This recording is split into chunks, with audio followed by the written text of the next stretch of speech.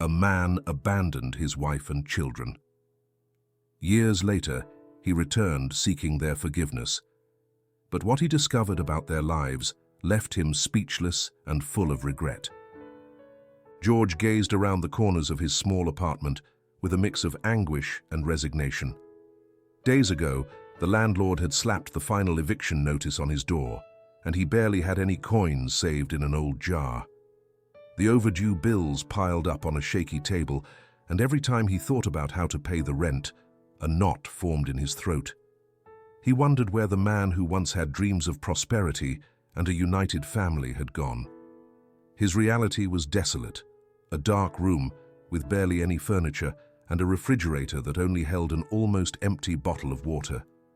Richard, his only friend and confidant in recent years, had shown up that day with the intention of lending a hand, or at least offering sensible advice. Both knew that George's only real way out was through his family. He hadn't heard from Diana or his two children, Renata and Leo, for a long time. He had abandoned them some time ago, carrying with him guilt that, at first, he wanted to ignore. Richard observed George's worn-out clothes and suggested returning to the place he once called home. Despite his insistence, George accepted with his heart in his throat. Shame was eating him, but the memory of his children was stronger than his pride. The journey back to the town was long and tense, especially because the old bus seemed to stop at every curve, as if destiny was giving him extra time to repent. George looked out the window at the open fields, not daring to imagine Diana's reaction when she saw him arrive. He remembered the bright days when he played with his children in the yard of his old house. He also remembered the taste of the freshly made coffee she prepared every morning and how she used to sit beside him to talk about future plans. Those plans vanished when he left everything behind. He left one night with no explanation other than the promise of a job in another state, a promise that was never fulfilled. Upon stepping again onto the streets of the town, George felt a chill. The wind carried dust and dry leaves that crunched under his steps. He recognized every corner, every store, although everything seemed a little smaller than he remembered. As he walked, flashbacks assaulted him. He saw Leo perched on his shoulder, laughing at a silly joke. He saw Renata holding her favorite doll, asking him to play with her. A strange emptiness opened in his chest as he remembered the happiness he had shattered with his departure. Then, he pressed his lips together and continued walking, feeling he had no choice but to face the consequences of his actions. When he arrived at Diana's house, he noticed that the paint was a bit neglected and that the garden needed attention. He wondered if Jacob, the person he had heard was living with Diana, wasn't taking care of those tasks. He swallowed hard and knocked softly. There was no response at first, and he stood there, feeling time slow down. Finally, the door opened, and he saw his daughter Renata. She looked at him with eyes full of confusion and resentment. She stood still, almost unrecognizing the man in front of her. Years of absence turned into a moment of bewilderment. Diana appeared behind her daughter and, upon seeing him, let out an irate sigh. Her first impulse was to slam the door shut, but anger pushed her to face him. She asked him bluntly what he was doing there, why he dared to return after so many years. George, embarrassed, couldn't find the right words. He mumbled an apology and tried to explain that his life hadn't been easy, that he had gone through tough times. However, Diana's gaze showed no compassion. "Do you think ours was easy?" she snapped in a broken voice. Renata, seeing the tension, stepped back, as if she didn't even want to share the same space with him. At that moment, Leo came down from his room and stood at the foot of the stairs. He had the same confused expression as his sister, a gesture that combined curiosity and resentment. He recognized his father from photos and vague childhood memories, but nothing compared to seeing him there, standing after so long. He wanted to ask him where he had been, what he had done, why he never returned during the crucial moments of their lives. However, the knot in his throat prevented him from uttering a single word. Only a few seconds passed when Jacob came out, the man with whom Diana had rebuilt part of her life. He looked at George cautiously and asked what was happening, trying to stay calm. He approached Diana, placing a hand on her shoulder to contain her. The tension was palpable. George felt the air become too dense in an instant. Not knowing where to look, he barely muttered that he needed to talk to Diana and the children, that he was asking for nothing but a chance to explain why he left and why he was there again. Diana did not hide her disbelief. She asked if the damage he had left was not enough. 2 children who grew up without a father and a home that had to be rebuilt amid shortages. Leo and Renata remained silent, their gazes saying more than any reproach. George felt the weight of that guilt, the pain of seeing his children turned into strangers to him. Then he mustered the courage and with a trembling voice said that he had come to help them in whatever he could and seek a redemption that, he understood, maybe no one would want to grant him. Diana's response was harsh. "We don't need your charity, George," she replied with a tense chin. However, she noticed something different in him. He didn't look like the man who left full of illusions, leaving broken promises. This George seemed worn out, almost repentant. Still, it was not enough. The damage was done and the wounds remained open. Even in her anger, she allowed him to stay a moment to talk. She wanted to hear his explanations and make sure his return would not become a new earthquake for the kids. With that tense welcome, George knew that nothing would be easy. In the depths of his memories, he saw his happiest days, when his children's screams echoed through the hallway and Diana gave him a smile every morning. Now there was no trace of that joy, only the resentment of a wounded family. Thus began his return, loaded with remorse and with the hope, small but determined, to reclaim a place among his own. It was the beginning of a path that promised to unearth old pains and face secrets he hadn't even imagined. For the first time in years, George felt it was time to assume the consequences of his departure and, at the same time, discover if forgiveness was something more than an impossible chimera. George woke up with the first ray of sun that filtered through the broken window of the room that was temporarily hosting him. He had barely managed to sleep, as the tension from the previous night still echoed in his head. He remembered Renata's expression, his daughter, looking at him with contempt, and Leo's frowning face, unable to utter a word. He wondered if there was any way to mend what he had shattered by his own decision. As soon as he went out into the hallway, he bumped into Jacob, the man who now occupied an important place in Diana's and the children's lives. He was taller than George had assumed. He had a sober expression, though not aggressive. It was evident that he was willing to stay calm, at least for the moment. After a brief silence, Jacob extended his hand in a cordial but restrained gesture. George, not quite knowing how to react, responded to the greeting with some shyness. Both understood that this was not a friendly meeting, but a tense step towards a possible coexistence, at least while things were clarified. During breakfast, the atmosphere was suffocating. Diana barely spoke a word to George, focused on Leo and Renata, who limited themselves to monosyllables or furtive glances. Jacob tried to fill the gaps with a polite tone, asking George how he had been, what he had been doing all this time. George's answer was sparse. "I've been around, looking for work, trying to start over." The full truth was buried in his shame. However, Diana looked at him coldly, as if she doubted every syllable that came out of his mouth. The atmosphere became even tenser when Mark, Diana's brother, appeared, frowning and with an attitude that left no doubt. He was there to defend his family from any attempt by George to infiltrate their lives again. As soon as he saw him, Mark made a sarcastic comment about how the great absent father had decided to return to the house he abandoned. George looked down, aware that he deserved many of those reproaches, although he couldn't imagine how much Mark had influenced his prolonged absence. "Why are you here?"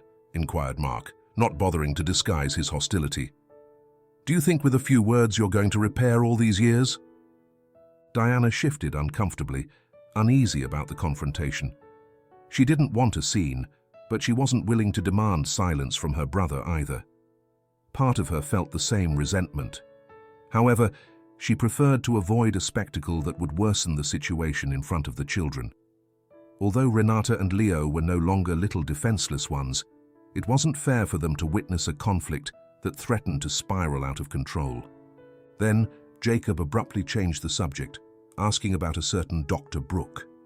He took advantage of the pause to inform Mark that they had to take Renata for a checkup, as she had been mentioning chest pains and constant fatigue in recent days. Mark nodded, remembering the heart condition that Renata had had since childhood. Upon hearing that, George felt a chill. He was not aware of his daughter's current health and immediately wanted to know more. However, Mark hurried to clarify that they didn't need his late concern, as they had already made plans to take her to the best specialist. Mark's words were like knives to George's pride, but what hurt him most was seeing how Renata, when the topic of her illness came up, looked at him with absolute rejection. He got up from the table and went to the room with the excuse of feeling tired. Leo, for his part, seemed unsure where to hide. His eyes moved from his mother's face to Jacob's, and from there to George's, searching for some sign of normalcy or a gesture that would tell him what to feel. In the end, he remained silent, hunched, as if he wanted to go unnoticed. A few hours later, Dr. Brooke called on the phone to confirm that Renata needed to undergo surgery in the medium term, as her condition was worsening and it was not advisable to keep postponing the intervention. Diana answered the call and paled upon hearing the approximate cost of the procedure. Jacob, beside her, offered support with a handshake, but she sensed that not everything was in order. There was nervousness in his look. Perhaps Jacob's financial situation was not as stable as Diana believed. George, witnessing this conversation, felt deep remorse. During all those years of abandonment, his daughter had faced a serious health problem, and he didn't even know about it. He approached Renata cautiously, trying to ask if she needed anything. She, lying on the sofa, looked at him with a mix of anger and sadness before uttering words that shattered his heart. "I don't want anything from you, neither your help nor your apologies." He swallowed, unable to respond. That girl who years ago ran to hug him now fiercely rejected him. Then, Mark approached and took Renata's hand, looking at him with disdain. "Better I repeat it clearly. None of this is your business. Don't try to play the hero now. It's too late." Mark's tone confirmed that there was something more than mere brotherly resentment. There was contained anger, a fury that hinted at unrevealed secrets. George felt the sting of guilt, wondering how long Mark had been harboring that rage, and if he himself had partly caused his brother-in-law to intervene in such a way. Meanwhile, Leo silently watched from the shadows of the hallway. His face showed bewilderment at Renata's open hatred and Mark's aggressive defense. However, in his eyes, there was a hint of curiosity and doubt. He didn't know whether to join the general disdain or if there was, somewhere in his heart, room for a father who, despite everything, had returned. When evening fell, George found himself alone in the backyard, with memories crushing his spirits. He could hear from the kitchen the agitated voices of Mark and Diana, who were arguing about the cost of the surgery and the urgency of the operation. In their whispers, George's name escaped with the same tone as an uncomfortable problem, an intruder who had burst into their precarious stability. He understood that the pain he left couldn't be erased with simple regret, and that his presence, far from calming things down, only increased the tensions. Night finally covered the sky, and with it, George's awareness of the enormous chasm separating him from his family grew. He realized then that the battle would not only be against Diana's resentment or Renata's reproaches, but also against the wall Mark seemed to have erected to block any attempts at reconciliation. With that certainty, the past hit him harder than ever, and George realized that forgiveness, if it was possible, would have a cost that he might be far from being able to pay. The morning began with a sense of anguish that became more palpable in every corner of the house. Renata remained immersed in tense silence, preferring to avoid contact with everyone, including Diana, though she tried to hide her dismay in front of her. The previous night had been difficult. The symptoms of her heart condition manifested as slight chest pains, and although she didn't want to alarm anyone, she had to admit to her mother that she felt dizzy and had rapid palpitations. Diana, very uneasy, contacted Dr. Brooke to schedule an appointment at the hospital. A couple of hours later, Diana and Jacob met with Dr. Brooke in his office. The doctor calmly explained the situation, but the weight of his words fell like a blow. He explained that Renata couldn't keep postponing the surgery. The cardiopathy had advanced to a point where, if not treated in time, it would seriously complicate her quality of life. The cost of the procedure, however, far exceeded the savings the family had gathered in recent months. Jacob took note of the figures with a frown, aware that his finances were not in the best shape. For her part, Diana felt overwhelmed. The mere idea of not being able to afford the operation distressed her more than anything else. Meanwhile, in the house, George wandered around the living room without really knowing what to do. His presence created a strange atmosphere. Every time Diana or Jacob left through the door, he was left with the feeling that there was something important he needed to resolve, but he lacked both the respect and the trust to intervene. Since his arrival, he realized that Mark, Diana's brother, had become a sort of guardian. He almost always stayed nearby, watching him, as if fearing that George could cause irreparable chaos with just a breath. When Diana and Jacob returned from the hospital, George found them sitting at the dining table. Their serious expressions spoke for themselves. Diana, upon looking up, met George's restless eyes, and he dared to ask, "How is Renata? Do we need to have the surgery soon?" She nodded, pressing her lips together. Then, in an almost unconscious gesture, she looked at Jacob, seeking a bit of support before explaining the situation. With a shaky voice, she mentioned that Dr. Brooke had emphasized the urgency of the intervention and that the cost exceeded everything they had.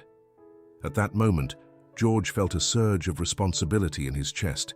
He didn't have a penny, but the idea of seeing his daughter in danger was eating him up.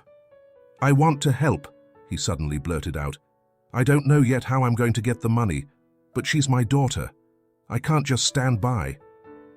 Diana listened to him, her expression unconvinced with disbelief.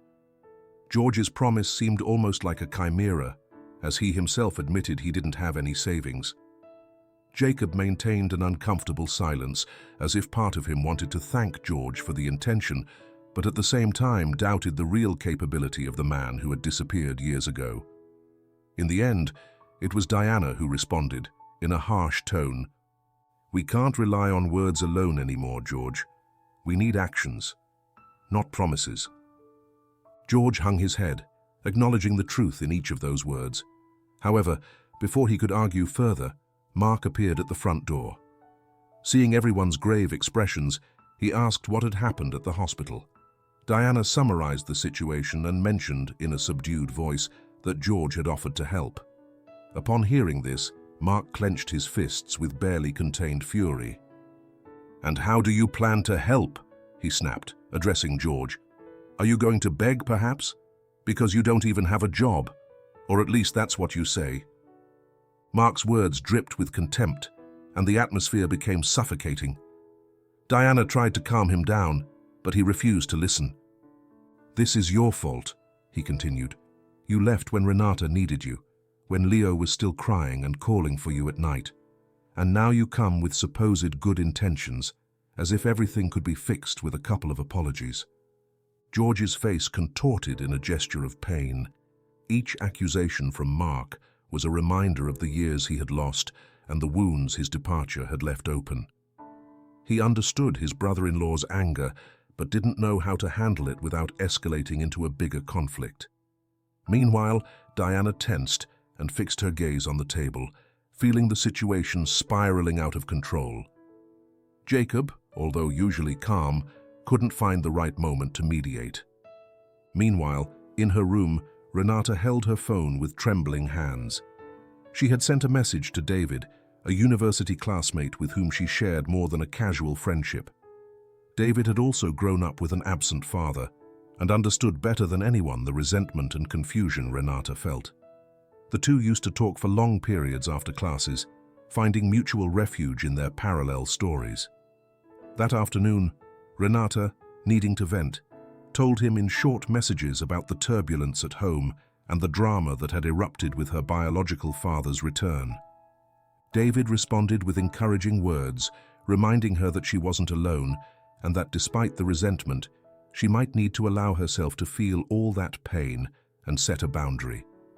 He confessed that he always wondered what his life would have been like if his own father had suddenly shown up at his doorstep.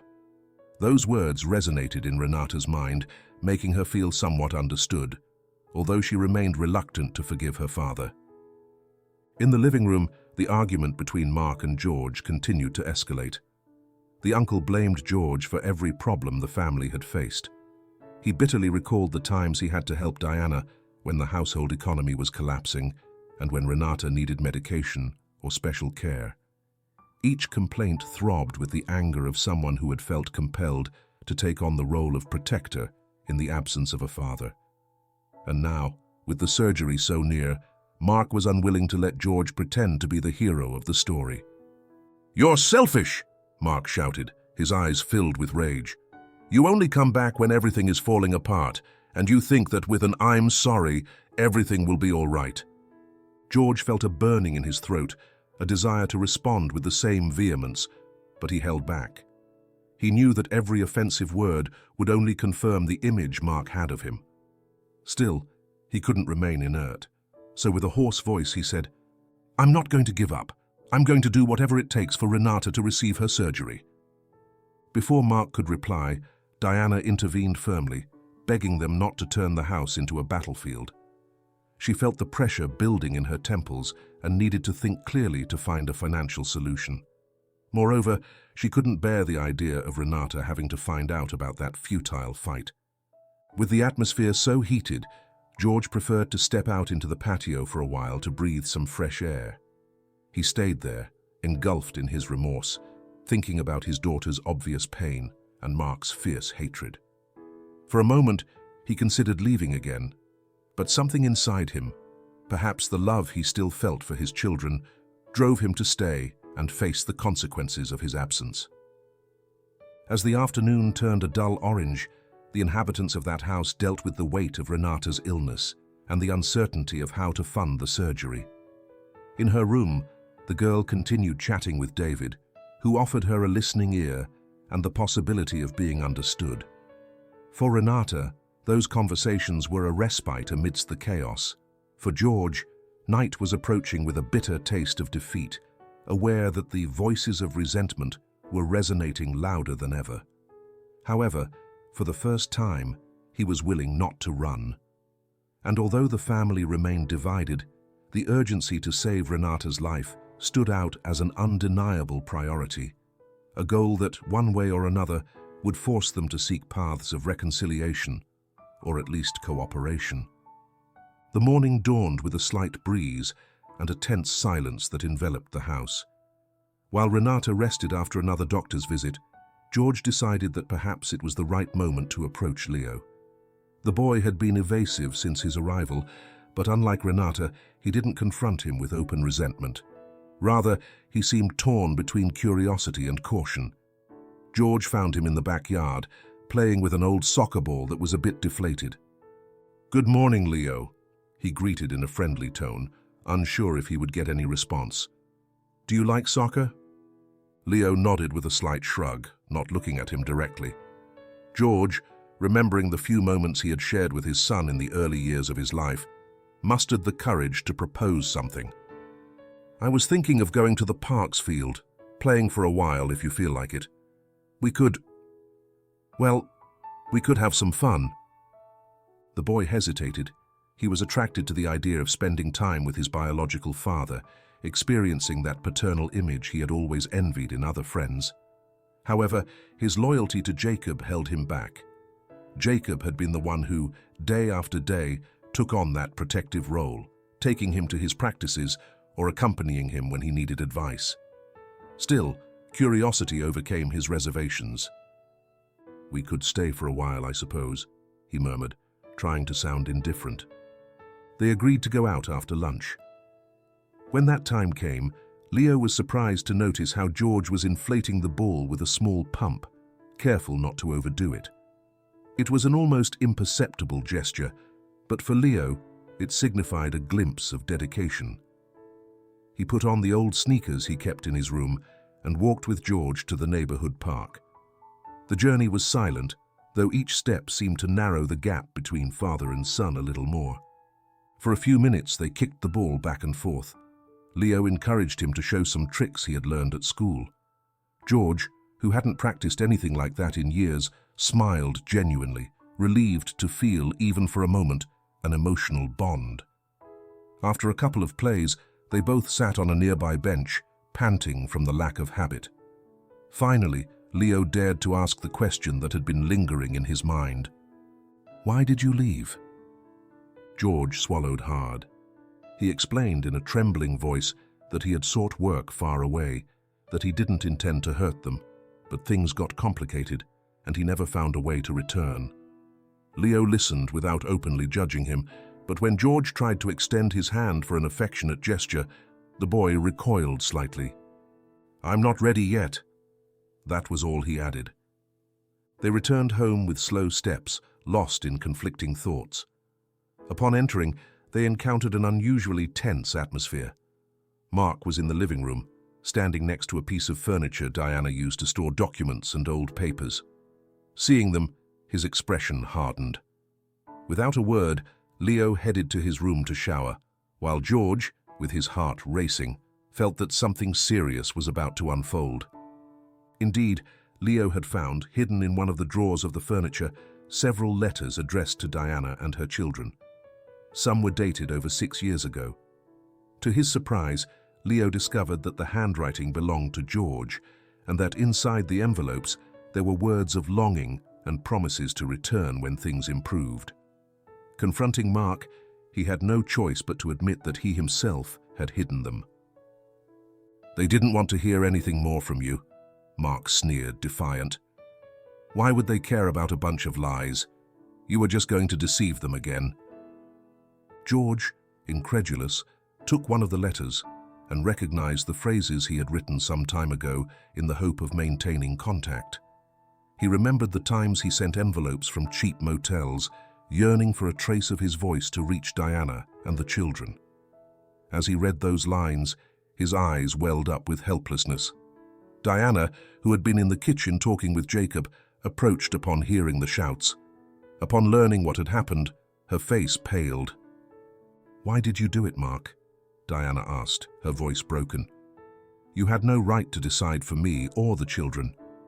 Mark insisted that it had been for their own good, assuring that every line George wrote was just manipulation to re-enter their lives. However, his argument lost weight when he saw the magnitude of the accumulated letters, which demonstrated at least an attempt to stay in contact. The tension in the room increased. Renata, drawn by the murmurs, peeked in with a tired face, and upon seeing her uncle arguing with her mother, wanted to know what was happening. Diana, unable to contain her anger, told her that Mark had been hiding George's correspondence for years. The girl was left breathless. On one hand, she hated the idea that her father had abandoned them, but she also felt anger at the thought that maybe he had tried to communicate and no one had told her. Amid that confusion, the front door opened and Lucia appeared, a friend of Diana who used to visit them to talk about community issues. However, Lucia's presence no longer seemed so innocent. Lately, Diana had noticed how Lucia was showing more interest in Jacob than usual, and that afternoon was no exception. As soon as she met Jacob, she smiled at him conspiratorially and approached to ask him, in an overly sweet voice, if he needed help with the business accounting. Diana didn't miss that behavior. She stayed close, listening with some reluctance to Lucia's insistence, who offered to collaborate in whatever was needed, supposedly motivated by the friendship they shared. Jacob, somewhat uncomfortable, avoided Diana's gaze and gave Lucia a courteous gesture without committing to anything. However, the way Lucia brushed Jacob's arm did not go unnoticed by anyone. Diana pressed her lips together, trying to maintain her composure, but it was clear that a murmur of jealousy was beginning to form inside her. adding a new knot to the already tangled family web. Meanwhile, as Lucia bid farewell with a "Whatever you need, I'll be around," Mark continued casting reproachful glances towards George, as if the discovery of the letters wasn't reason enough to reconsider his actions. The revelation also created a moral dilemma among those present. Diana felt that her own family had hidden vital information from her. Renata, still assimilating the news, wondered if her father, despite having left them, had truly sought a way to return. And Leo, burdened by having found those proofs, felt caught in a whirlwind of emotions he didn't know how to manage. For his part, George experienced a bitter relief. The letters showed that he hadn't always been indifferent, but they also increased his own guilt. He acknowledged that, although Mark had hidden them, he never insisted enough for his voice to reach them. Faced with the family's attentive gaze, Mark chose to justify himself. "If there was something to say, you should have come in person. I protected them from useless hopes." With those words, he left the house, slamming the door. The rest were left in a silence filled with questions. The family knots had suddenly unraveled. On one hand, a past marked by deceit and silence was illuminated. On the other, the possibility emerged that, despite all the wounds, there was room for reconciliation. But a new tension also arose when Diana, with a serious expression, looked at Jacob and recalled how Lucia had approached him. That promised more problems, just when they most needed to stay united. In that instant, the echo of Mark's footsteps as he walked away resonated like a sentence of division within the family. The house was left in twilight, engulfed by a silence that did not bring calm, but rather the prelude to new tensions. No one dared to say anything else. Amid the letters, Jacob's evasive glances towards Lucia, and the lingering resentments, the blood ties were stretched to the maximum, foreshadowing a future fraught with trials and difficult decisions to face. The dust on the road was kicked up with the screech of brakes as an old sedan stopped in front of Diana's house. It was around 11 in the morning when Richard, the only friend George had kept from his previous life, got out of the car with a gesture of urgency reflected on his face. He shook his worn jacket and glanced at the somewhat deteriorated facade before letting out a brief whistle to get George's attention. George, seeing him from the window, felt a slight knot in his stomach. He knew Richard's visit couldn't be casual.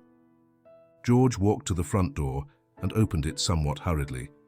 He had feared this day for weeks, as Richard owed him some favors, but he also was burdened with significant financial problems. As soon as they stood face to face, they shook hands with a pat on the back, although worry clouded both of their gazes. They knew each other too well to feign cordiality. "I need to talk to you, brother," Richard said almost without preamble. "The land issue. We can't keep postponing it." George nodded, inviting him inside. Even with the family tensions floating in the air, he didn't want Richard to learn about all the drama right at the doorstep. Upon crossing the threshold, they encountered Diana, who had come out of the kitchen upon hearing unfamiliar voices. Her expression made it clear that Richard's arrival was not exactly welcome. She had already heard George mention his name more than once, always linked to debts, unfulfilled promises, and dubious business deals. "Good day, ma'am," Richard said with a smile, trying to sympathize. "I'm Richard, an old friend of George's." "Diana," she replied coldly, offering no further conversation. At that moment, Mark appeared walking down the hallway. He kept a prudent distance, as if he didn't want to participate directly, but he watched the scene with his ever-watchful eyes. Since George had returned, Mark had been behaving like a guardian, scrutinizing any movement that might threaten the family's peace. George led Richard to the living room, where they sat in a pair of worn armchairs. Richard didn't beat around the bush. "I've come because I'm on the verge of bankruptcy. Creditors keep harassing me, and I don't know where to get the money from anymore. You and I are still owners of that land near the lake, remember? Maybe we should sell it once and for all." Upon hearing it, George tensed his shoulders. He remembered that land inherited many years ago, without significant improvements, but with the potential to become a valuable asset. The idea of selling it had crossed his mind more than once, especially now that Renata urgently needed heart surgery. However, his attachment to that piece of land was strong, and part of him resisted letting it go. "I don't know if it's worth that much," George replied in a doubtful voice. "We haven't invested anything in it for a long time, and I'm not sure if anyone would pay enough." "Something is better than nothing," Richard replied with determination. "A deal with the right people could bring quick money, and that would help Renata, wouldn't it?" His daughter's name bounced in George's head like a hammer blow. The thought of obtaining funds for the surgery activated his sense of responsibility. He knew he couldn't buy Renata's health with mere excuses. He would need real cash, and soon. Diana, who had remained at a certain distance, approached upon hearing the reference to Renata. Her penetrating gaze settled on Richard like a silent interrogation. She didn't know him well, but she had the feeling that he wasn't someone to be trusted. From the corner of her eye, she noticed how Mark was spying on them from the doorway, ready to intervene if something went out of control. "Are you talking about a business?" Diana asked, more out of caution than curiosity. "It's about a piece of land we share," George explained. "Richard proposes selling it to settle our debts and perhaps get some money for Renata's surgery." Diana didn't miss that George referred to our debts. She knew his situation was precarious, but she didn't imagine that Richard was also going through such a deep crisis.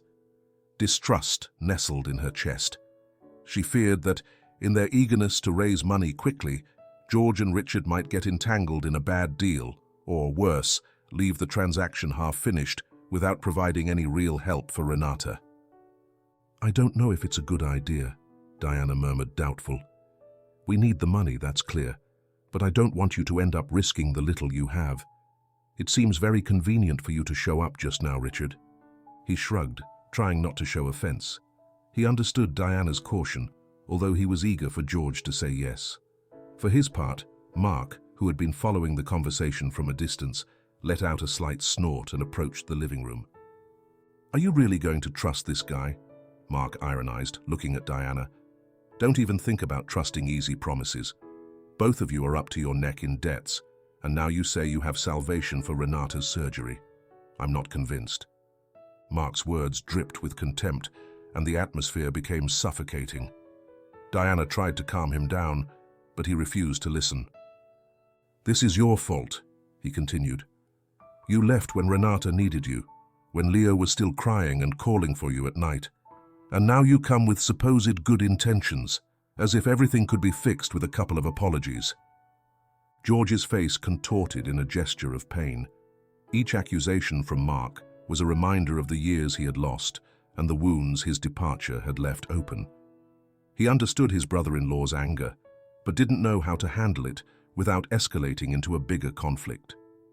Meanwhile, Diana tensed and fixed her gaze on the table, feeling the situation spiraling out of control.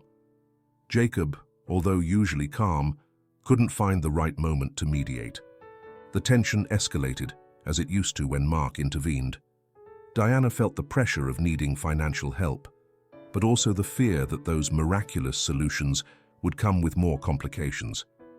However, she remembered Renata's tired look, the medical reports demanding urgent intervention, and the numbers in her account, which remained insufficient. "If there's a possibility to get some money from that land," she finally conceded, "we could at least consider it. Anything for Renata is worth it." George exchanged a look of gratitude with Diana, acknowledging that despite the justified distrust, she was willing to explore options. Richard took advantage of the moment to insist, "I'm not a panacea, but it could give us a break. You handle the surgery, and I'll settle my overdue accounts. We all win." Mark's twitch in his eye became more noticeable. He crossed his arms and let out a final snort before heading out to the patio. He wasn't going to stay and watch Richard and George decide something that could affect his family's future. However, Mark knew he couldn't have the last word in an economic matter that, after all, concerned George more. Still, the mistrust kept beating inside him, and he wouldn't stop warning Diana about the risks of that deal. The discussion continued for a while longer, without reaching a definitive agreement. But in the end, the door was left open for George and Richard to investigate the sale process. Diana, exhausted, returned to the kitchen, thinking about the countless obstacles standing in the way of her daughter's health. Richard, for his part, bid farewell with a handshake, not without first giving George a look of, "Don't mess it up." As the sky darkened little by little, it became clear that decisive decisions were approaching. The possible sale of the land became the first tangible hope of financing Renata's surgery, but it also revealed George's reality. He depended on Richard and a leap of faith to prove that, this time, he was willing to keep his word. Meanwhile, the family watched, divided between the urgency to save their daughter and the fear of making an irreparable mistake. And so, the house sank back into a silence filled with questions, while the clock kept ticking, counting the time Renata could not afford to lose. The afternoon was falling with an orange sun that painted the walls of Diana's house with faint, warm reflections. However, the family atmosphere was far from peaceful. The last few days had been a whirlwind of worries. Renata's surgery was still pending, the money was insufficient, and George's presence continued to generate tensions. Still, Jacob tried to keep calm every time he exchanged glances with Diana. She, in her effort to maintain harmony, struggled not to show her own fears, but in the shadows of her room, alone with him, she ended up talking about the financial pressures that were weighing them down. That night, the two sat in the living room after Renata and Leo retired. They barely exchanged a couple of polite words, as both knew they had much to discuss. Jacob took a breath before confessing what was on his mind. "I keep thinking that, with George here, things are changing. He's Renata and Leo's biological father. He was interrupted, lowering his gaze. "I'm afraid that if we manage to sort out the money for the surgery, I'll be displaced, Diana. They'll see me as someone secondary." Diana, surprised by her partner's sincerity, shook her head in denial.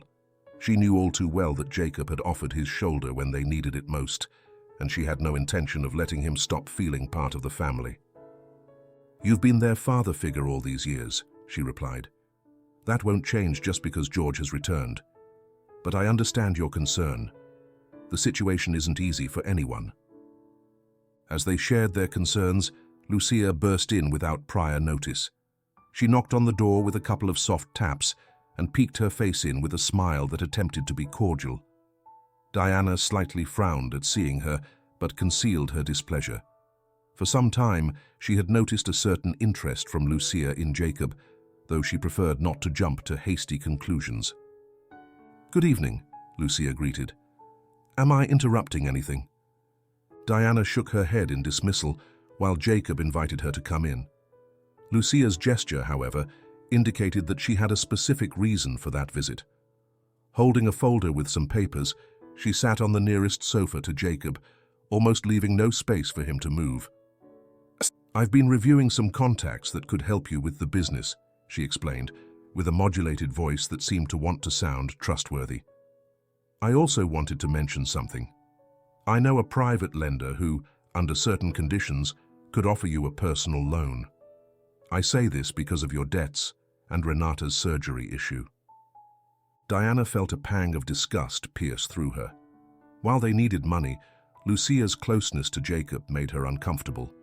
He, somewhat reserved, flipped through the papers she handed him. Meanwhile, Lucia leaned forward, almost inadvertently brushing Jacob's arm, a gesture that made her even more uncomfortable. Additionally, her voice carried an overly amiable tone. "If this works," Lucia continued, "you could cover your part for the surgery. I'm willing to help in whatever way is necessary." Diana cleared her throat, trying to interrupt the visual connection that had formed between Lucia and Jacob. She didn't like feeling jealous, but something in that scene seemed out of place. The silence dragged on uncomfortably until Lucia, noticing the tension, smiled and added, "Diana, don't misunderstand me, please. I just want to collaborate. You know that this family matters to me." The phrase struck Diana deeply, who wasn't convinced by that so altruistic concern. However, she knew that any financial help could be crucial. With a sigh, she excused herself. "I'm going to see how Renata is doing. I'll be back in a moment." Left alone, Jacob and Lucia went over some figures. Jacob, increasingly insecure, dodged the offer, fearing the type of conditions Lucia was implying. However, she remained patient, almost seductive, as if she weren't in a hurry to get his response. Meanwhile, in the hallway, Diana stopped by the door and caught Lucia referring to him in an intimate tone, saying his name several times and letting out knowing giggles. That was enough for Diana's heart to race, fearing that this woman might exploit Jacob's vulnerability. On the other side of the house, George watched Lucia's back and forth with some distance. In silence, he noticed Diana's discomfort and guessed that something strange was happening between his old friend and Jacob. Although he wasn't in a position to judge, he had enough dealing with his children's and Mark's resentment, he couldn't help but feel a shiver of suspicion. The times Lucia had appeared around the house, she had done so with an unconvincing excuse, and she always ended up near Jacob, as if she was hovering around him with intentions beyond friendship. Meanwhile, Diana returned to the living room just in time to see Lucia slowly gathering her papers with exaggerated slowness. She prepared to leave, saying, "Think it over calmly, Jacob. I'll be available any time." When Lucia finally left, silence settled between Diana and Jacob. She didn't want to sound paranoid, but the mix of jealousy and fear of losing his support pushed her to speak. "I understand we need money, and I know Lucia has contacts. But please be careful. The way she approached, I don't know, it gives me a bad feeling. I don't want problems. I don't want misunderstandings." Jacob, somewhat overwhelmed, shook his head. "Don't worry, there's nothing. Lucia has been kind, end of story. My only concern is that her conditions might be complicated. And, well, the debts are haunting me." Diana felt relief upon hearing that response, but she couldn't erase the image of Lucia smiling with too much complicity. A knot formed in her throat, fearing that if things weren't resolved soon, that invisible triangle would start solidifying. Between Jacob's insecurity, the money problems, and George's return, the relationship they had built was hanging by a thread. Later, as the inhabitants of the house dispersed to sleep, George stayed in the living room for a while, lost in his thoughts. He had noticed the change in the atmosphere when Lucia left. Diana looked upset, Jacob was distracted, and Mark moved like a silent guardian, never missing a chance to reproach him whenever they exchanged glances. Still, none of that could distract them from the fact that Renata needed urgent surgery. The family required unity, but instead, they faced a powder keg of emotions that threatened to explode. Before turning off the light, George glanced one last time at the papers Lucia had left on the table, wondering what the true intention behind that personal loan was. It was then that he remembered the promise he had made himself to gather the funds for the surgery, no matter the cost. With Richard offering the sale of the land and Lucia tempting Jacob with a loan, everyone seemed desperately searching for a lifeline, without considering the emotional or moral consequences. Thus, the night closed over the house, laden with uncertainty.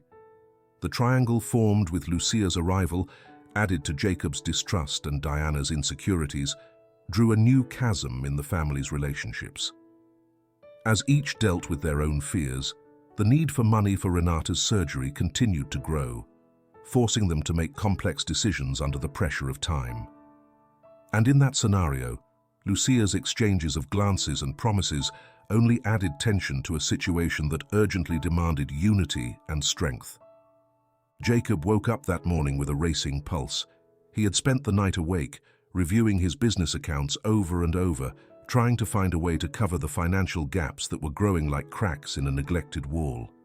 For months, he had seen sales decline and unpaid invoices pile up, but he had clung to the idea that, over time, things would improve. Now, the reality was unavoidable. His creditors were demanding immediate payments, and no short-term solution was in sight. He sat on the edge of the bed, and buried his face in his hands. He didn't want to worry Diana or the kids, especially not in the midst of the urgency for Renata's surgery. However, keeping his own crisis a secret was no longer sustainable. The phone wouldn't stop ringing. That morning, a new message announced that if he didn't deposit a minimum amount by the weekend, they would initiate legal actions that could lead to the seizure of his assets. Jacob felt a knot in his stomach.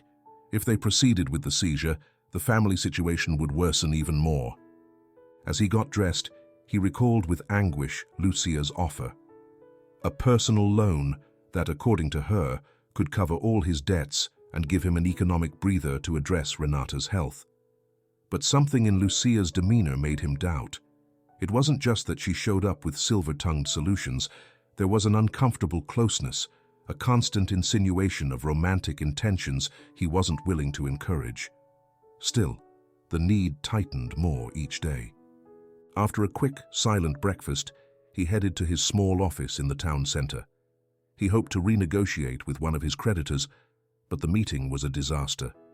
The man, tired of promises, threatened to start a seizure process if he didn't see the money within the agreed time frame. For Jacob, that was the straw that broke the camel's back. He left with his nerves on edge, feeling panic seep through every pore. Upon returning to the house, he found Lucia at the door, holding a folder of documents. She seemed to have been waiting for him and greeted him with a smile as kind as it was intrusive. "I've made some arrangements," she said, placing the papers before him. "This is the loan contract I mentioned. With this, you could settle your most urgent debts and cover part of Renata's medical expenses." Jacob looked down, unsure. He knew he hadn't discussed this option sufficiently with Diana, but the financial clock was ticking against him. Lucia, sensing his hesitation, softened her voice. "It's not a panacea, but it could be your way out. Of course, the conditions involve a high interest rate and a short repayment period. However, if you manage to revive the business, you could cover it. Plus," she added with a hint of complicity, "if you need to extend the term, maybe we can work something out differently." The way Lucia pronounced those last words left Jacob with a bad taste in his mouth, though desperation clouded his mind. He could only respond that he would think about it and bid farewell in a hurry, tucking the papers into his briefcase. Back in the living room, the first thing he saw was Diana's worried look. She had noticed Lucia's presence, and the furrowed brow indicated that she wasn't ignoring that woman's frequent visits. Without giving Jacob time to make excuses, Diana spoke. "Are you coming from the business? How's everything going?" He sighed with exhaustion, deciding it was time to be completely honest. Without getting into too many details, he told her that he had been struggling financially for months, that his debts were spiraling out of control, and that his creditors were on the brink of legal actions. He also clarified that Lucia had approached him with that tempting loan, though it involved exorbitant interest rates and unclear conditions. Diana reacted with surprise and distress. She hadn't expected Jacob to be facing possible bankruptcy, especially when Renata urgently needed medical attention. She closed her eyes for a few seconds, trying to absorb the blow. "Why didn't you tell me sooner?" she asked, her voice trembling. "We're going through so much. I need us to be a team, Jacob." He hung his head, full of shame. "I didn't want to worry you. I felt bad adding another problem to the family, but everything got out of hand." At that moment, George appeared at the door, immediately sensing the tension between them. Although he didn't dare to intervene, he stayed listening, partly because it also involved any matter that could help fund Renata's surgery. He observed how Diana ran a hand through her forehead, while Jacob rubbed his temples, exasperated. When they thought nothing could get worse, a scream echoed from upstairs. It was Leo's voice, desperately calling for his mother. Diana rushed up the stairs, closely followed by Jacob, and a few steps behind, George. Upon entering the room, they found Renata lying on the floor, her face pale and one hand pressed against her chest. She was gasping for breath, trying to recover. "Renata," Diana exclaimed, kneeling beside her with her heart racing. "What happened?" Leo, nervous, explained that they had been talking when suddenly his sister felt a strong dizziness and collapsed. Renata was trying to get up, but was too weak. Everyone looked at each other, recognizing that this was a dangerous symptom of her heart condition. Without wasting time, Jacob dialed Dr. Brooks' number to ask for instructions, while George supported Renata's back to help her breathe better. The doctor, after listening to the symptoms, instructed them to take her immediately to the hospital. The girl's health was showing signs of worsening, and postponing the surgery was no longer advisable. Diana felt the world coming crashing down. On one hand, the anguish of seeing her daughter in that critical state, and on the other, the uncertainty of not having enough funds for the intervention. Jacob, trembling, took her hand, indicating that he would do whatever was necessary to protect Renata. Thus, the moment was sealed when all pressures converged. Jacob's financial crisis, Lucia's poisoned offer, and Renata's delicate health condition created an unsustainable scenario. Suddenly, there was no room for doubts or half-hearted decisions. The family found themselves facing the imminence of a medical emergency, and both Jacob and Diana understood that their strength wouldn't suffice if they continued to tackle problems in isolation. If they had ever needed unity, it was now. However, under the shadow of Jacob's breakdown, Lucia's presence, and Diana's jealousy towards her, nothing seemed easy to resolve. With Renata in their arms, struggling for every breath, the inevitable next steps were clear. Rush to the hospital and seek, once and for all, a way to fund an intervention that couldn't wait any longer. The wind blew strongly on the university grounds as Renata headed to her last class of the day. She had been feeling tired for a few days, but she attributed that fatigue to family tensions and the constant shadow of her heart condition. However, that afternoon something changed in her chest. She felt a sharp sting, as if her heart suddenly contracted.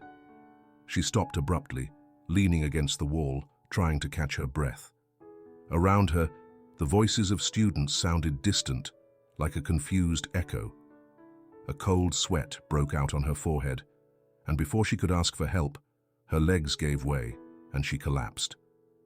David, her classmate and confidant, had seen her from a distance. He rushed over without thinking about anything else but helping her. Seeing her unconscious, panic made his hands tremble, but he didn't lose his head. He called emergency services, requesting an ambulance urgently. Several people gathered around as Renata struggled to breathe. With a trembling voice, David tried to stay calm, holding her head and encouraging her to resist until the paramedics arrived. When he finally heard the sirens wail, he felt a partial relief, knowing that the real challenge was just beginning. The ambulance arrived within minutes, and the paramedics loaded Renata onto the stretcher. David climbed in with her, determined not to leave her alone in that critical moment. As the vehicle sped towards the hospital, he held Renata's hand, watching the paleness of her face and the slight movement of her lips as she tried to utter something unintelligible. In his mind, memories of the conversations where Renata had confessed her pain over her father's absence, her accumulated resentment, and the latent fear of suffering a fatal crisis swirled. Now that fear had materialized, and David felt he had no tool but his sincere companionship. Upon arriving at the hospital, the medical staff immediately mobilized. They noticed her history of heart condition and hurried to transfer her to an evaluation room. Meanwhile, David stayed in the hallway, his heart pounding with anguish. He took out his phone and, following the instructions Renata had given him in the past, called Diana to inform her of what had happened. Diana's voice trembled on the other end of the line, promising to arrive as quickly as possible. As soon as he hung up, David saw a nurse taking Renata to a restricted area and realized that, for the moment, he couldn't accompany her any longer. Diana and Jacob arrived at the hospital almost simultaneously, desperate. As they got out of the car, they nearly ran towards admissions. They found David with a lost look, his hands clenched into fists and eyes red from holding back tears. A brief exchange of words informed them of where Renata had been taken. Both felt an empty void in their stomachs upon confirming that her heart condition was now manifesting with all its severity. Before they could ask for more details, Dr. Brooke appeared, looking serious. He explained that the surgery couldn't be postponed any longer. The fainting spells were an unequivocal sign that Renata's heart was under too much stress. Observing the family circle, the doctor delivered the harshest news. They needed a considerable advance to schedule the intervention.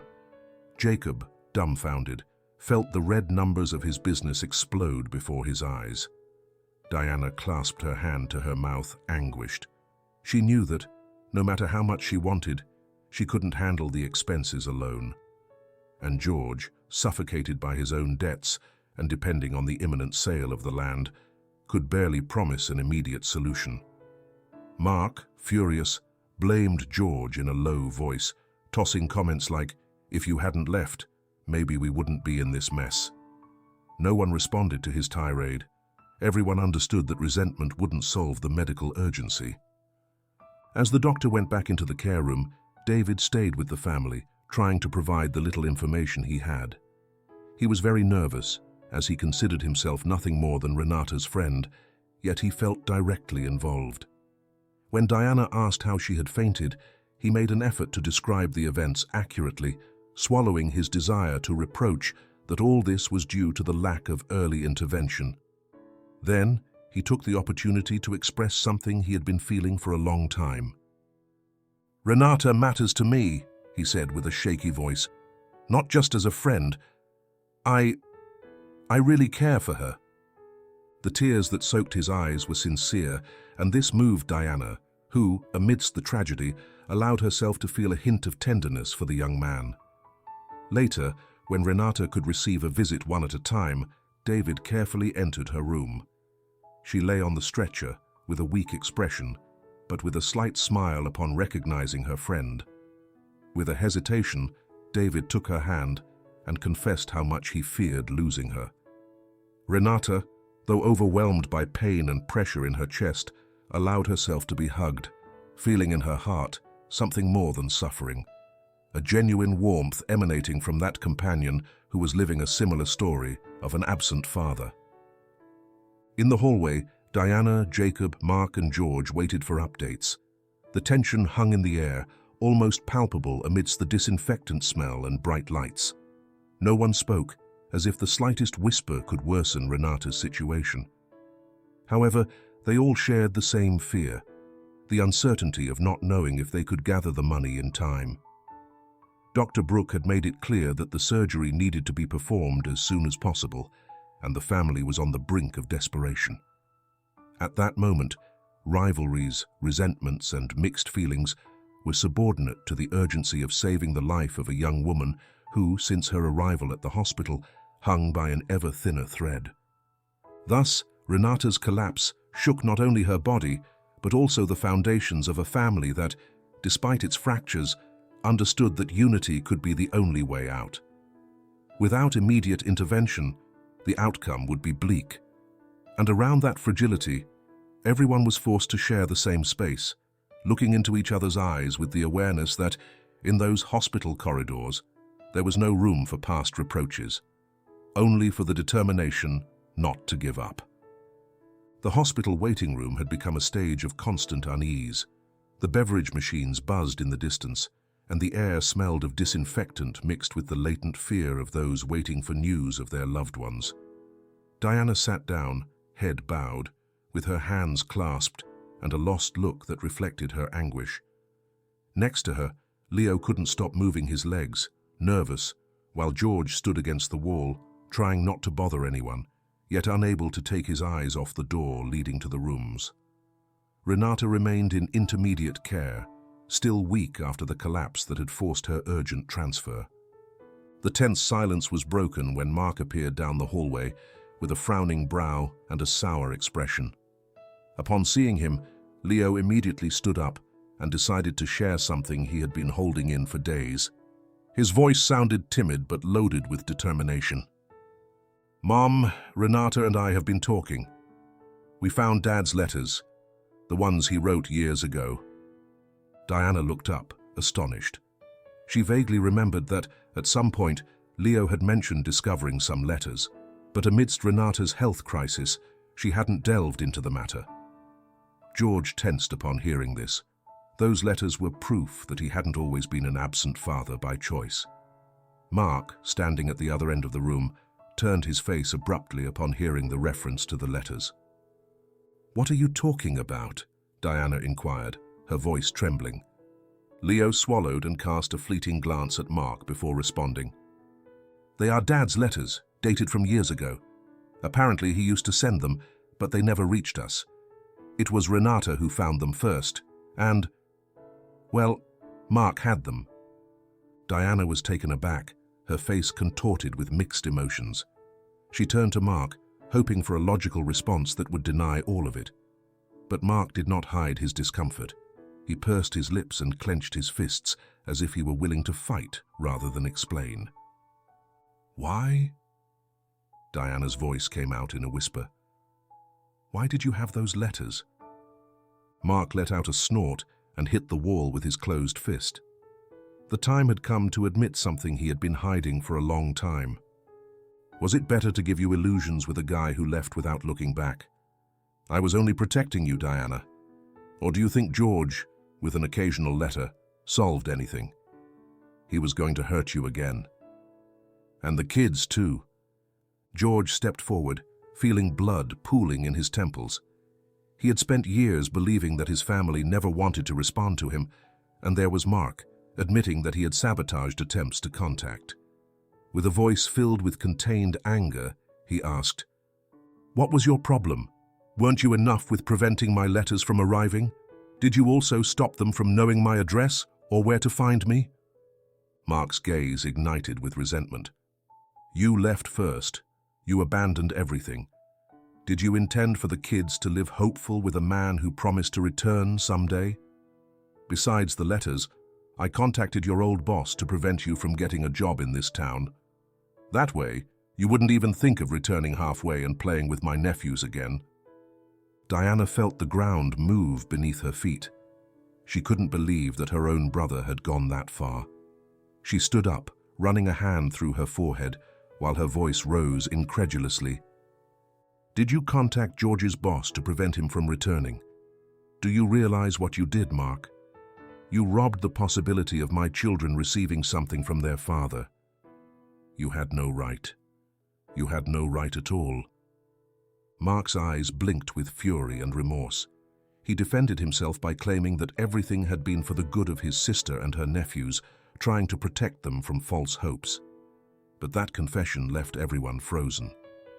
Leo stayed with his gaze fixed on the floor, reliving in his mind every birthday without George. Every afternoon he wondered why his father never sent even a single message. George, for his part, felt a mix of relief and anger. Relief at being freed from some of the guilt he had carried, and anger for all the lost time and the wounds that could have been avoided if Mark hadn't intervened. The tone of the discussion escalated when George, unable to contain his indignation any longer, reproached Mark through gritted teeth. "Don't dare to say you did it for the good of my children. Maybe I wasn't the best, but I tried to come back. You made it impossible for me."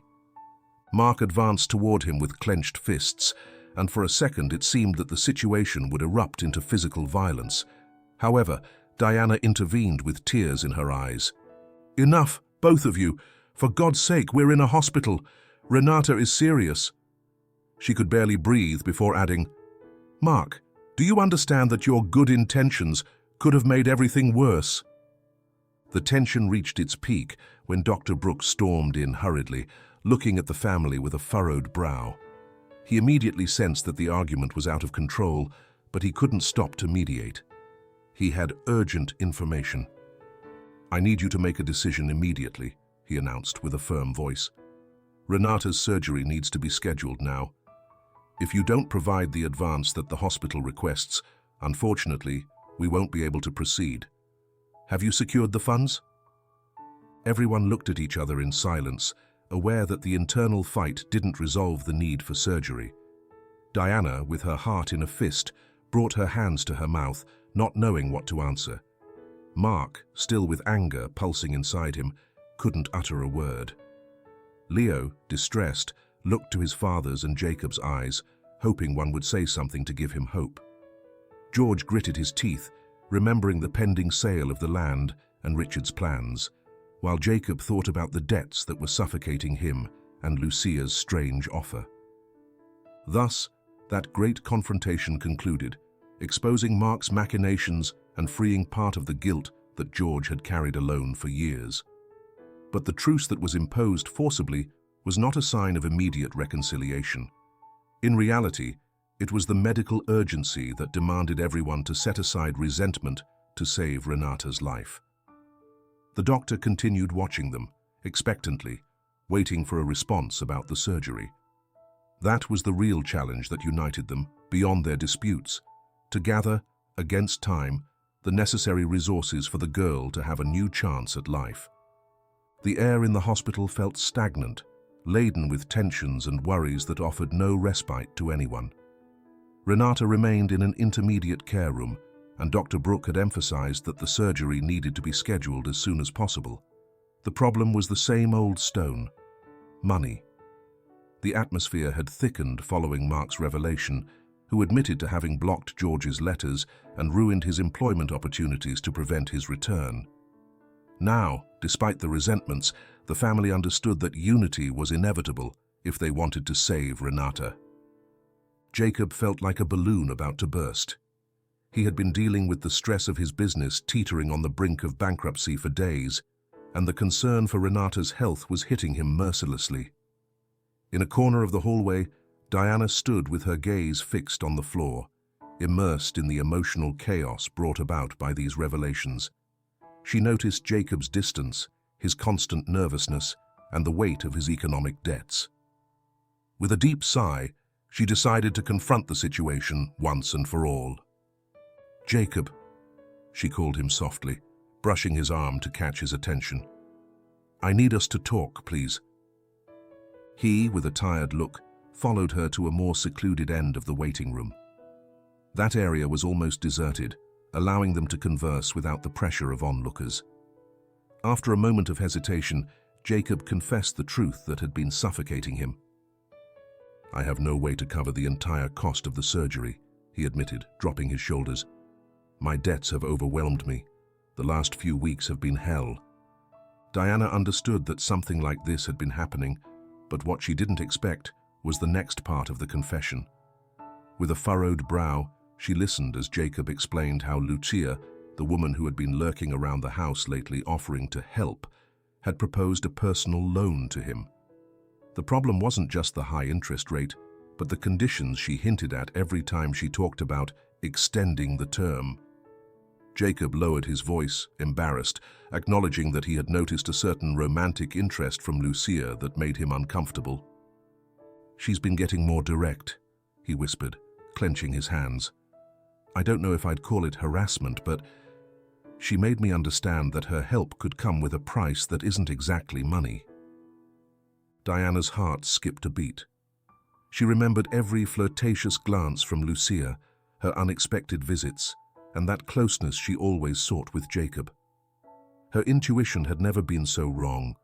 Indeed, Lucia intended something more than just helping the family. A tingling of jealousy and anger ran through Diana's skin, even though her immediate priority remained Renata. "I'm so sorry," she said, placing a hand on Jacob's shoulder. "You should have told me earlier. I don't want you to carry this alone." The conversation couldn't be prolonged. Lucia appeared down the hallway with a stack of papers in her hand, ready to negotiate with Jacob. She smiled at him, but her expression darkened upon noticing Diana's presence. With a hesitation, she tried to remove Diana from the scene, attempting to have Jacob stay alone with her. It was then that he, recalling the conversation he had just had with his partner, mustered the courage. "Lucia, thank you for your concern," he murmured, keeping his voice steady. "I appreciate your offers, truly, but it's no longer necessary. I'm not going to accept your loan." She looked at him with incredulity, almost offended. She waved the papers to emphasize her availability. "What do you mean?" This is your way out, Jacob. You know it. Are you going to pass up the opportunity to cover Renata's surgery?" He shook his head, while Diana took a step forward and fixed her gaze on Lucia. There was weariness, but also determination. "We're not going to continue with this.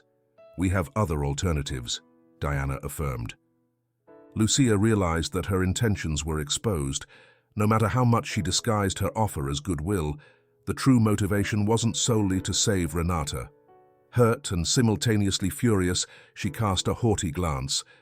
"You'll see what you do. I was only trying to help." However, the resentment was evident in the tremble of her lips. With a slam to the side of the door, she turned around and left, leaving behind the echo of her footsteps. Diana exhaled a relieved sigh, feeling that at least one problem was resolved. Jacob, for his part, felt lighter, although the financial issue remained unresolved. To both their surprise, George appeared walking down the hallway with Richard by his side, holding some legal documents. They approached the couple with solemn faces. George's demeanor was different from the past few weeks, as if he had made an irrevocable decision.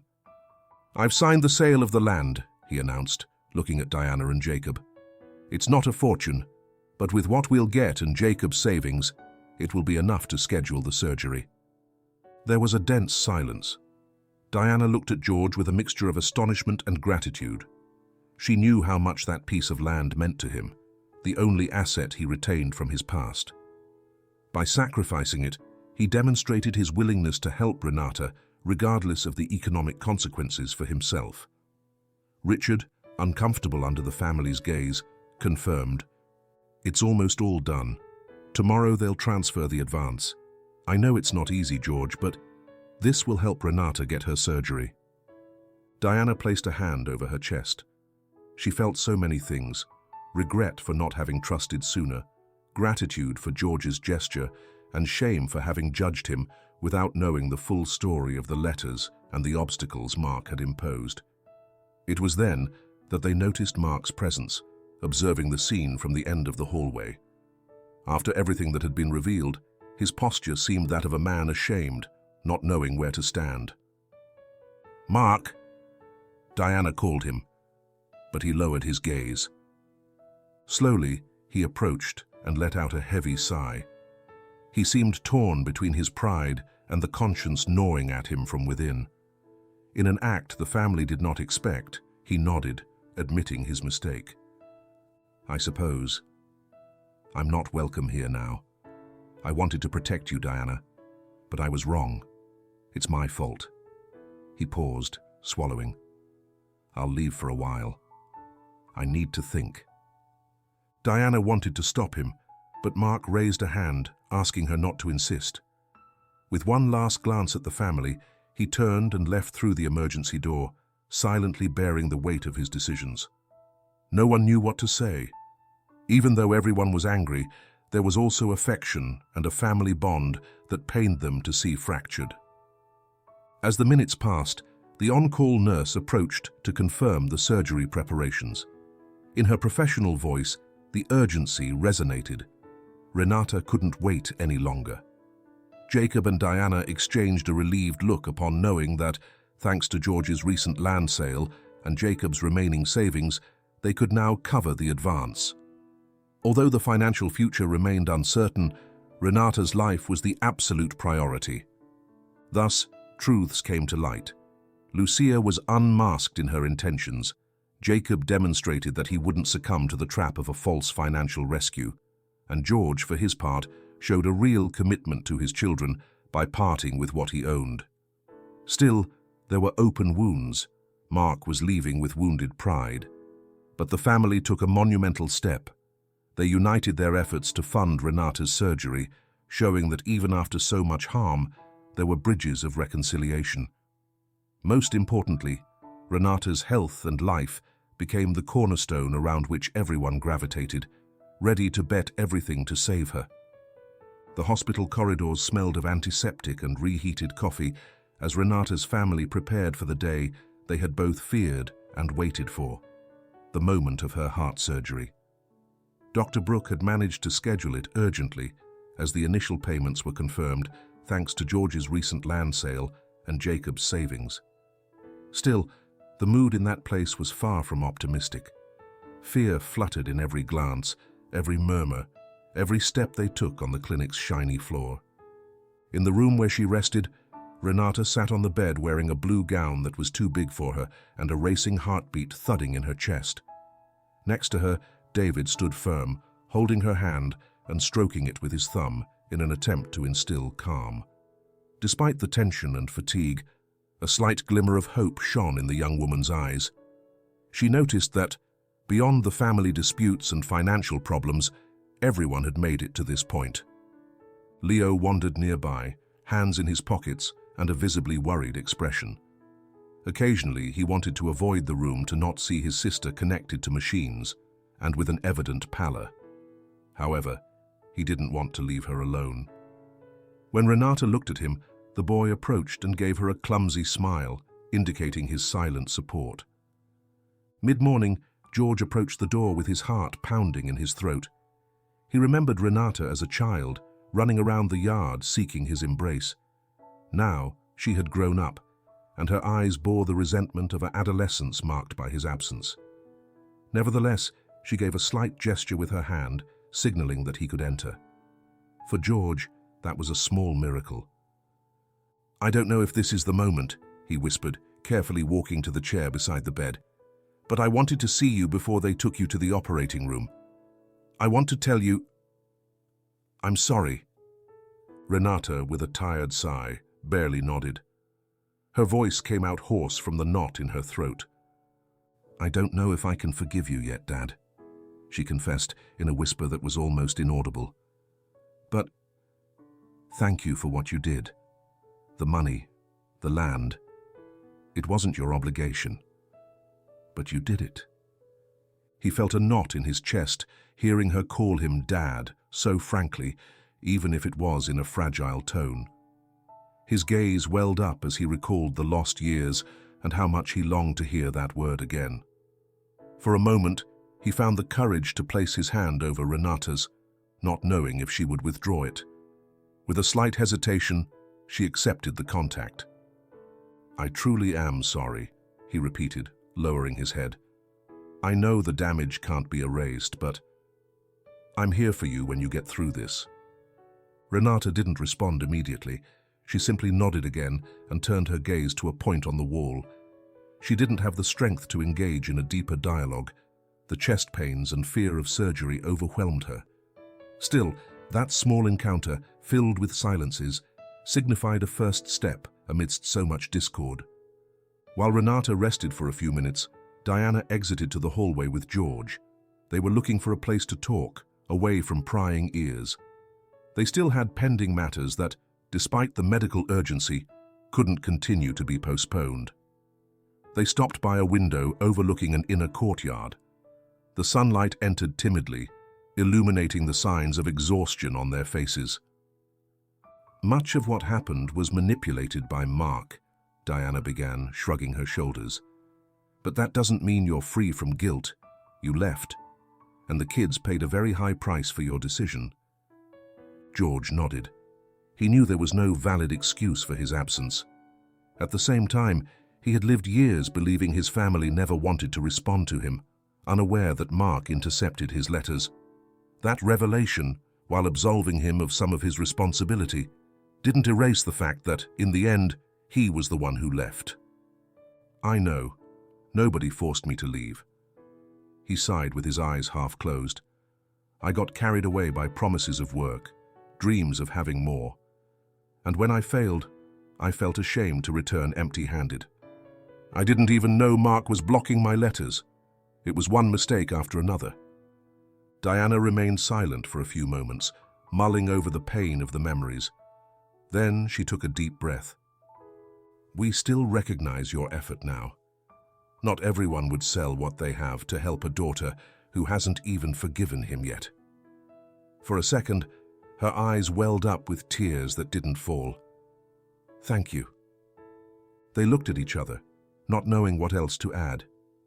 It had been a long time since they spoke without shouting or reproaching each other. There was emotional weariness weighing on both, but for a brief moment, it seemed that a possibility of reconciliation was breaking through. Maybe they wouldn't be a couple again, but at least they could coexist without treating each other as strangers at war. Later, as the hospital staff prepared Renata to take her to the operating room, Jacob approached George with a mix of suspicion and gratitude. He struggled to express how he felt. On one hand, he didn't want George to return and destabilize his family, but on the other, he recognized that without his financial contribution, Renata would remain in danger. At least this time, they had to join forces. The silence between them was broken when Jacob, with a serious look, extended his hand. "Thank you for what you did," he murmured. "I won't deny that it's hard to accept, but this wasn't about you or me. It was about Renata." George, still uncertain, shook Jacob's hand with a brief squeeze, feeling how much discomfort pulsed through that gesture. Still, his voice came out firmly. "I did what I had to do. For my daughter. Thank you, too, for being by her side all this time." It was a moment that, in any other context, would have gone unnoticed. But for Diana and Leo, who saw them from a distance, it meant a glimmer of hope. It wasn't a family hug or a promise of eternal friendship, but it was a real step toward peaceful coexistence. With that simple act, both acknowledged that they shared a common goal, Renata's life. Shortly after, a stretcher carried Renata toward the operating room. Next to her, Diana walked, trying to muster a reassuring smile, though her eyes betrayed her fear. Leo, nervously stepping, followed behind the stretcher, biting his lip to prevent tears from escaping. David stayed in the waiting room, running his trembling hands through his hair, silently praying a prayer he didn't even know he knew. Renata felt fragile, yet comforted by the hands holding her. She knew that her family, despite their fractures, had made a great sacrifice for her. For a second, she closed her eyes and thought about the warmth with which David hugged her the last time, Leo's concern, Diana's constant support, Jacob's effort, and George's sacrifice. Although she wasn't sure if she could ever fully forgive him, she couldn't ignore the act he had just made. Thus, the operating room became the next step marking Renata's fight for life. Words ended there, and the endless waits, sweaty hands, and trembling knees of those left outside began. Although emotional wounds remained open and doubts about the future didn't disappear, a ray of hope shone in the figure of a family that, for an unavoidable reason, the health of their daughter, sister, granddaughter, had united despite their fractures. In that environment of adversity and expectation, each of them realized that reconciliation can begin with a simple gesture, as humble and powerful as a helping hand or a whispered, "Thank you." Dawn arrived with a ray of sunlight filtering through the hospital window. After hours of nerves and silent prayers, Dr. Brooke emerged from the operating room with a look of relief on his face. He approached the family, who were waiting in the hallway with heavy hearts, and confirmed what everyone longed to hear. The surgery had been a success, and Renata was stable. The collective sigh of Diana, Jacob, Leo, and George joined an exhalation of held-back tears. Even David, who remained in the background, couldn't help but smile as his eyes welled up. Renata's first days of recovery were cautious. Although her complexion still looked fragile, monitoring indicated gradual improvement. Dr. Brooke recommended absolute rest and frequent checkups, but assured Diana that with proper care, the young woman could resume her normal life in a few weeks. That certainty lit up Renata's face with a shy smile, feeling that the door was finally opening to a future without the constant burden of her heart condition. David became a regular visitor. Every afternoon, he brought Renata a small token, a book, a flower, or some chocolate, and sat beside her to share university anecdotes or simply hold her hand.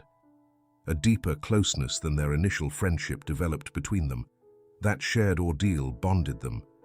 Renata realized her feelings for David were growing, and he, with the same sincerity, confessed that he thought of her even when leaving the hospital. Thus, amidst smiles and shared silences, the beginning of a relationship that promised to strengthen over time was suggested. Leo, for his part, seemed different when crossing paths with George in the hallways. Gone was the initial stiffness. Now, with a more familiar tone, he asked his father about details of his past life, youthful anecdotes, or advice on training in soccer. George, surprised but enthusiastic, promised to visit frequently and teach him some tricks he used to practice in his younger years. That opening from Leo represented a small triumph for George, who had feared he would never find a bridge to reconnect with his son. Meanwhile, Diana and Jacob dealt with the shadow of debts and the financial imbalance threatening his business. Determined not to give up, they decided to sit down and plan a thorough restructuring, seeking new partners or investors who could give the company a boost. Looking into each other's eyes, they confirmed that their bond remained strong. He would never stop being the father who had been there when he was most needed, and she held an eternal gratitude for his unconditional dedication. Living with George no longer felt like a threat. Rather, he was a piece that integrated without undoing what they had built. In those same days, Mark decided to distance himself from the family for a while, overwhelmed by the shame of his actions. However, before leaving, he sought out Diana at the hospital door. With a contrite gesture, he handed her a package of envelopes and papers he still kept. They were George's last letters, the ones he had hidden to protect them. Mark admitted he had made a mistake and that his eagerness to prevent new disappointments had caused greater harm. Diana, hurt but understanding, nodded silently. It wasn't the time for reproaches, but to allow Mark to reflect away from family tension. With a trembling hand, he wished Renata a speedy recovery and left, disappearing with heavy steps down the corridor. Shortly after, Richard also showed up at the hospital to say goodbye. Although the land sale hadn't resolved all his debts, he had at least alleviated the most urgent ones. Now he had to continue his path, probably in another city to start a new project. After a handshake with George, he parted ways with a certain relief in his eyes and the hope of a better future. Both acknowledged that their friendship had been tested, but they managed to move forward without betraying the loyalty that bound them. After a week, Renata was discharged, and the family gathered at home to celebrate her return. There was a modest but very meaningful dinner. The main course was cooked by Diana, while Leo added some decorative detail to the table. Renata, still weak, sat carefully, supported by a pillow. David, invited to the table as part of that new family, took a seat beside her. George, for his part, sat with a certain reserve, grateful to be considered in that space that had once been his. Jacob settled next to Diana, exchanging knowing looks as he looked at the young woman who, just days ago, was connected to tubes and monitors. The atmosphere had its inevitable discomforts. Occasionally, George and Jacob ran out of conversation topics, and Renata, noticing the tension, made an effort to steer the talk toward a pleasant memory or a light joke. Leo showed a growing interest in his father's story and at the same time maintained a close relationship with Jacob, whom he continued to call Dad. No one tried to pretend everything was perfect, but there was an authentic willingness to build a shared path. When dessert arrived at the table, Diana proposed an impromptu toast. She raised her glass, inviting everyone to join. With a trembling voice, she expressed her gratitude for Renata's life, who had come through thanks to their joint effort. She acknowledged that, although it hadn't been easy, each had played their part to make that moment possible. There was a touch of sorrow in her words, but also a firm hope that the days ahead would be different. Thus, the evening concluded, with the family gathered, leaving behind grudges and secrets, and opening the door to a stage where love and understanding could finally be reborn. It wasn't the end of all trials. They still had debts, work decisions, and wounds to heal, but it was the beginning of a new chapter in which George integrated, no longer as the absent one who left one night, but as a father willing to amend the past and share the present. And in that fragile and hopeful balance, everyone understood that the true strength of a family lies in their willingness to stay united, even when circumstances threaten to separate them forever. Sometimes, the deepest wounds aren't healed solely by the passage of time, but by the brave decision to reunite and speak the painful truths. This story shows us that a family, no matter how fractured, can find strength in love and humility to rebuild itself. Forgiveness doesn't always come immediately and doesn't erase all mistakes, but it opens a door to understanding and the opportunity to start anew. Each character finds a path of growth. George learns that responsibility towards loved ones doesn't end when circumstances become difficult. Diana understands that, despite resentment, grudges don't build a future, and the children discover that authentic affection can transcend anger and absences to make room for reunion. Thus, this family is reborn in collaboration, sincerity, and hope, reminding us that even amidst pain and failure, there is always a possibility of reconciliation when acting with honesty and love. And that's where our story ends. Thank you for joining us on this journey full of emotions, lessons, and unforgettable moments. I hope it inspired you as much as it did me. Remember that sometimes second chances come unexpectedly and teach us the value of family and reconciliation. See you in the next adventure.